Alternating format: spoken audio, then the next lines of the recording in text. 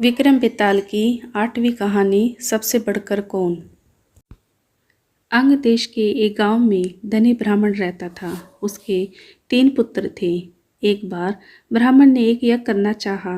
उसके लिए एक कछुए की जरूरत हुई। उसने तीनों भाइयों को कछुआ लाने को कहा। वे तीनों समुद्र पहुँचे। वहाँ उन्हें एक कछुआ मिल गया। बड़े ने कहा, मैं भोजन चंग हूँ, इसलिए कछुए को नहीं छूऊंगा। मंझला बोला, मैं नारी चंग हूँ, मैं नहीं ले जाऊंगा। सबसे छोटा बोला, मैं शया चंग हूँ, सो मैं नहीं ले जाऊंगा। वे तीनों इस बहस में पड़ गए कि उसमें कौन बढ़कर है। जब वे आपस में इसका फैसला न कर सके तो राजा के पास पहुँचे। राजा ने कहा, आप लोग रुके, मैं तीनों की अलग अलग जांच करूँगा।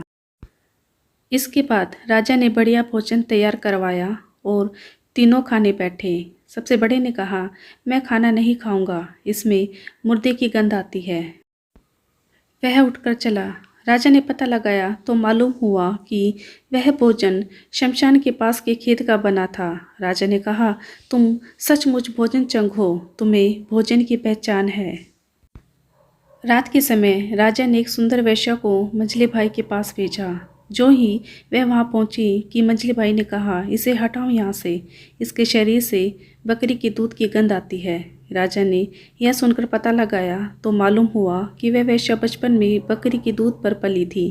राजा बड़ा खुश हुआ और बोला, तुम सचमुच नारी चंग हो। इसके बाद उसने तीसरे भाई को सोने के लिए 7 गद्दों का पलंग दिया।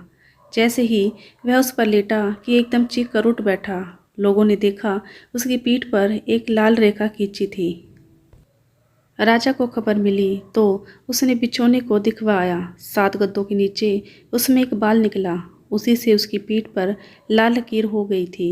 राजा को बड़ा आश्चर्य हुआ। उसने तीनों को 1-1 लाख अशर्फियाँ दी। अब वे तीनों कछुए को ले जाना भूल गए, वहीं आनंद से रहने लगे। इतना कहकर बेताल बोला, हे राजा, तुम बताओ, उन तीनों में से बढ़कर कौन था।